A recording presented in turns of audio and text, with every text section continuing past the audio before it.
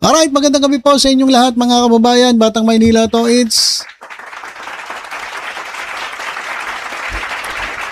Kaya pala pinagtatanggol ni Topacio etong si Bong Suntay.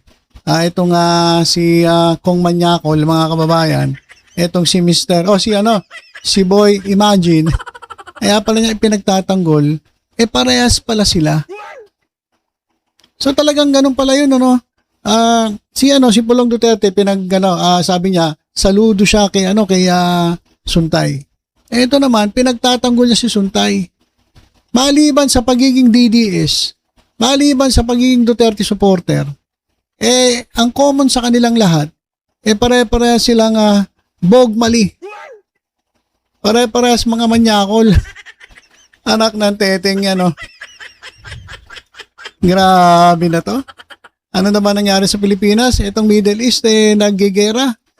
Tapos sa Pilipinas naman, ang panay balita rito, puro kaboglihan. Walang iya. Pasama na ng pasama talaga ang mundo. Ito mga kababayan, na pagkatapos siyang ipagtanggol si Suntay at binanatan yung kapatid ni Ann Curtis na si Jasmine Curtis Smith. Ito, inamin niya mga kababayan. Inamin ni Topacio na pinagnasaan niya etong si Congresswoman, etong si Representative Sara Ilago. Naamoy niya. Siguro sobrang bango ni Congresswoman Sara Ilago. Naamoy niya. Naamoy niya. Biglang pinagnasaan niya. So ginawa siguro nito, inimagine niya na may ginagawa siya dito kay Sara Ilago. Ayan, sabi ni Topacio, magalit na kayo, I don't care. Inamin at ibinahagi mismo ni Atty. Ferdinand Topacio sa publiko. So inamin na niya, garapalan na to. Kasi sabi nga niya, ayaw niya rin ng plastikan, hindi daw siya plastic. Makapal daw mukha niya. Inamin niya sa publiko na minsan ay pinagnasaan niya etong si Representative Sara Ilago noon nung ito'y kanyang maamoy. Grabe. Maganda po kasi si Sara Ilago, sa bata pa to ito mga kababayan. Ayan po yung mga litrato niya. Ito mga kababayan, yan Diba may itsura si singkit Chinese ata to si Sara Ilago yan tingnan ninyo. Ayan ito bata pa siya noon Ayan, ito nung yan ay po yung mga litrato niya.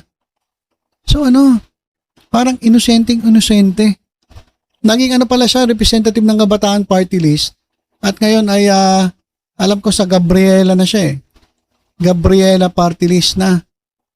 So yan mga kababayan, maganda si Sara Ilago. So fresh na fresh.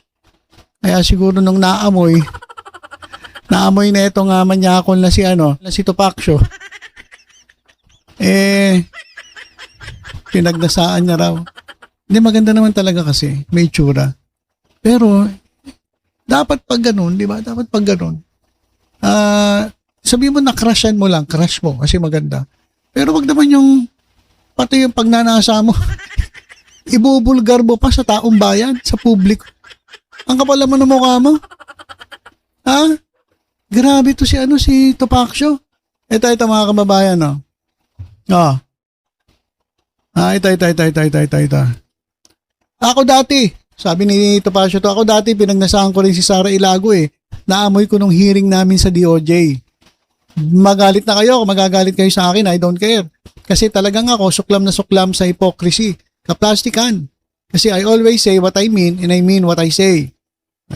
Tapang Talaga lang Talagang paninindigan mo kung ano yung sinasabi mo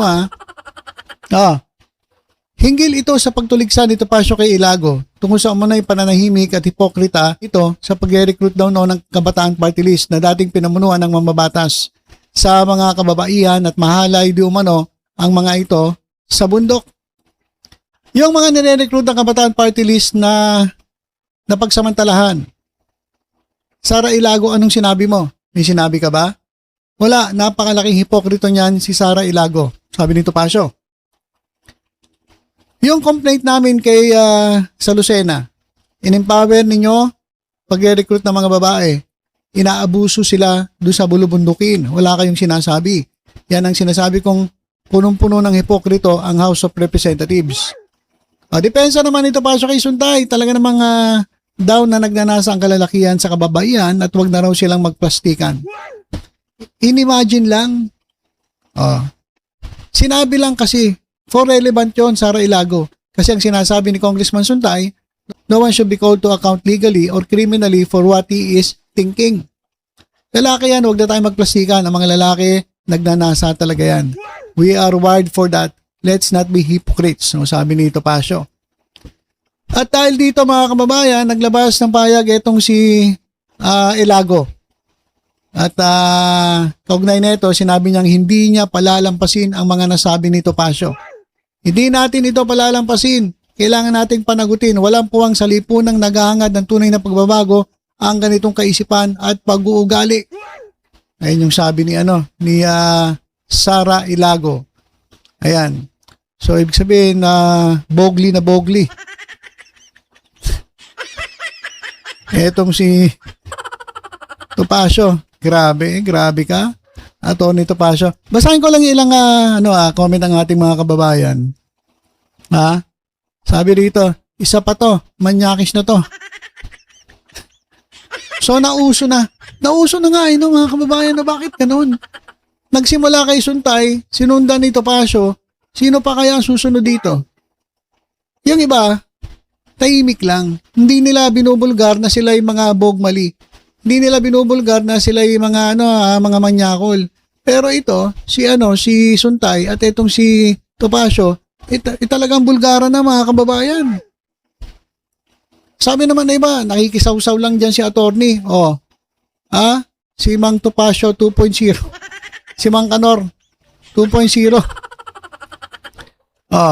Grabe talaga itong magkakaalyado na to. Mana-mana. Delikado pala, tiyak. Bawat makasalamuhan nitong tupak siya na may amoy pag nanasaan na niya. Ganyan na ba sila kahalimaw? Dumidilim ang paligid. Amoy pa lang, ulam na. Grabe naman yung mga comment ninyo, mga kababayan. Bastos. Lawsuits coming. Sa amoy na lang, nasa, hindi sa itsura. Hindi lang po si Sara, pati po si Cassandra Ong. Malamang. Malamang kung si Ilago, pinagnasaan, malamang si Cassandra Ong, katabi niya yan Siguro na, amoy niya rin. So yan po. Yan po yung comment ng ating mga kababayan. At ito po. Ayon po sa Gabriela Women's Party, mariin namin kinukundina ang kanyang misogynistic at mapanirang mga pahayag.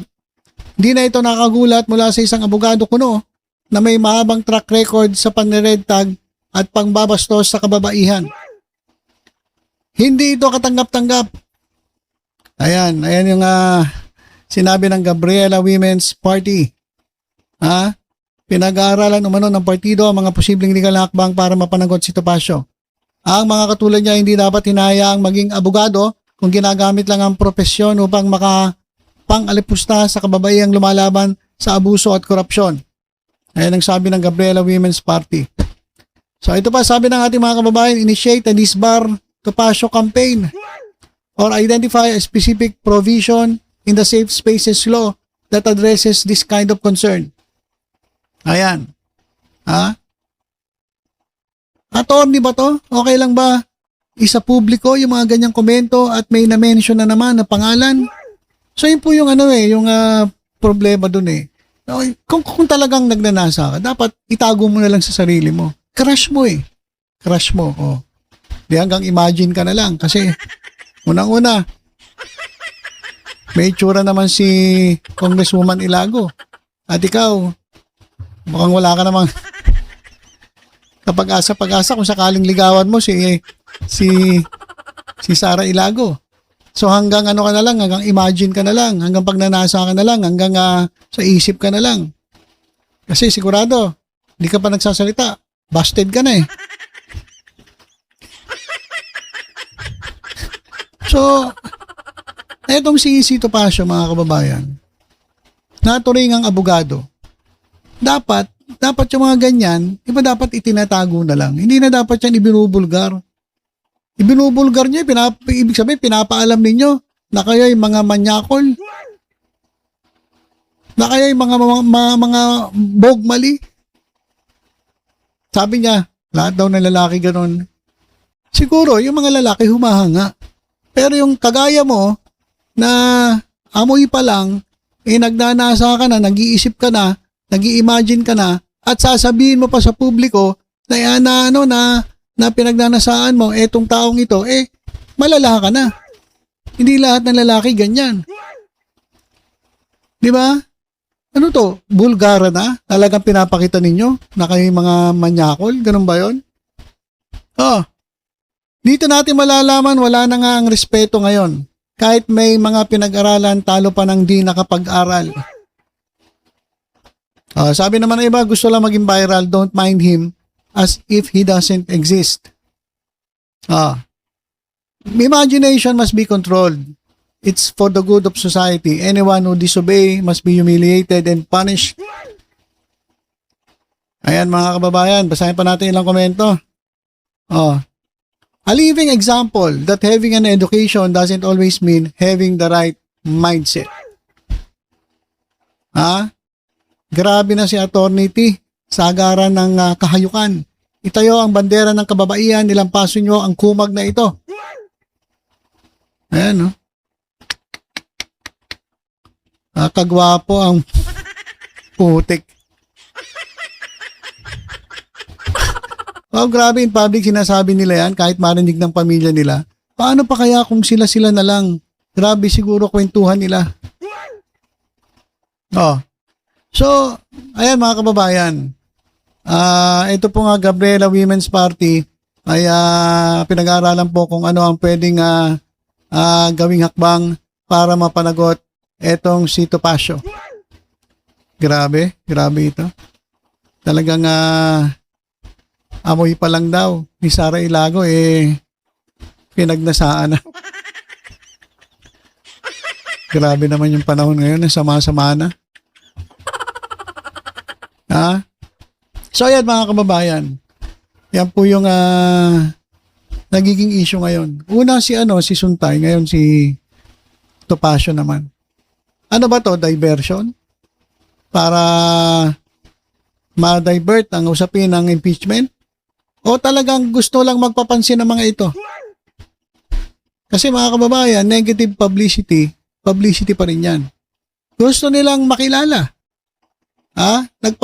Membro na ito ng PDP. Mukhang tatakbo to susunod na halalan Na siguro kung ano-ano na rin ang sinasabi. Parang si Defensor. Pare-pare sila, magkakasama sila. Si Defensor siya. Tapos yung Suntay.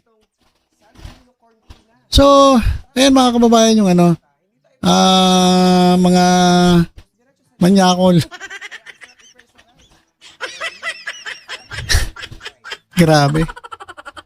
Grabe na po itong pinagagawa nito mga DDS na to. Mga walang hiya. Mga walang pakundangan. Biruin mo, aminin mo.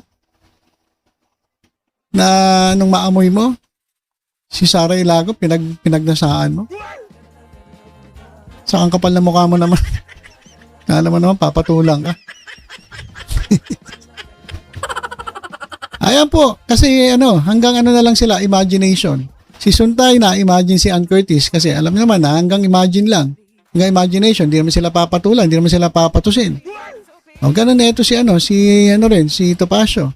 Unang-una, baka mas maliit ka pa kay Sara Ilago. Baka mas bansot ka kay Sara Ilago. Kaya hindi ka talaga papatulan. At saka sabi nga ni Jasmine Curtis, dugyot ka daw Dugyot ka, paano ka magugustuhan ng mga pinagnanasaan nyo? So ayun lang po muna mga kababayan, nakakalungkot ito mga ganitong usapin na dapat ang pinag-usapan natin ay para sa kaiunlad ng ating bayan. Pero parang parang Nakakadiri na, mga kababayan, yung pinag-uusapan, yung nagiging issue dito sa sa politika dito sa ating bansa. Pati man naman kamanyakan, pinag-uusapan pa rin. So dapat matigil na to. Dapat masampulan yung mga gumagawa ng ganitong klaseng mga mga pahayag. Di ba? So ayun lang po muna mga kababayan, tutok-tutok lang po dito sa Batang Maynila Toid. Sa iba pang updates, ingat po tayong lahat. God bless po.